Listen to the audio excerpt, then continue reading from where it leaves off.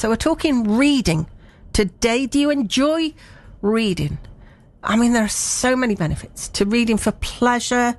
You know, turn off all the screens around you and pick up a good book. I'm not talking about a Kindle. I'm talking a proper book you hold in your hand. It improves confidence to increasing empathy and broadening your vocabulary as well. Maybe I should have read more as a child. But reading levels in Stoke-on-Trent are below the national average. So there's a new literacy initiative coming to 29 schools in the city. To tell us more is Frankie Smith from the Bookmark Reading Charity. Morning, Frankie. Morning, Paula. So I've got to ask, I mean, I think it's important, you know, we start our children flicking through books at an early age. Why is the level so below the national average in the city? There'll be a variety of reasons why, but we see that children are leaving primary school unable to read well. Sometimes it's screens, but sometimes it's lack of access to books or fewer adults who are able to contribute to their reading journeys. So hence the initiative that's launching this week in schools across Stoke to provide 200 new high-quality and diverse reading resources into those schools. So what sort of things are we talking about then, Frankie? Because we were having a discussion amongst ourselves. I mean, when I was a kid back in the 60s, 70s, Janet and John books were the ones that kick-started our reading career. Peter and Jane was Jodie's era, Topsy and Tim. Are we talking books for children as young as this, or does it go a bit older? So the books that we'll be sharing with schools this week will support children across the whole of the sort of primary school age group, so 5 to 11. But it's really important that those books are diverse. They represent the children who are in schools across Stoke, but also making sure that we are giving a diversity of subjects and genres, so children can pick up a book and find a book that relates to them or their interests. So that could be fiction, so story, chapter books. It's also will include non-fiction, so people who like to read about nature or space or dinosaurs, for example. I mean, I said, you know, about the benefits of reading, you know, from just chilling and getting off the screens. I mean, as far as you're concerned, from a charity point of view, what do you think the benefits of just sitting down and reading a book are?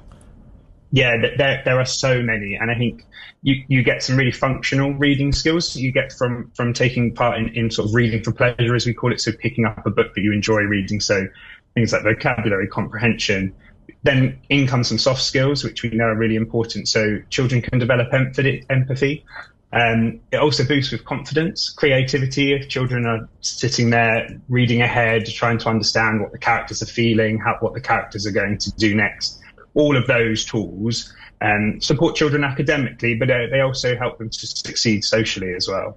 I mean, reading to children from a young age, to me, is like, it goes without saying that I think as a parent, that was my job, to teach, you know, my children the very basics before they went to school. I mean, I had brilliant primary school teachers, don't get me wrong. You can hear people saying, well, it's the time aspect and all this. But, you know, even 10 minutes a day can make a difference.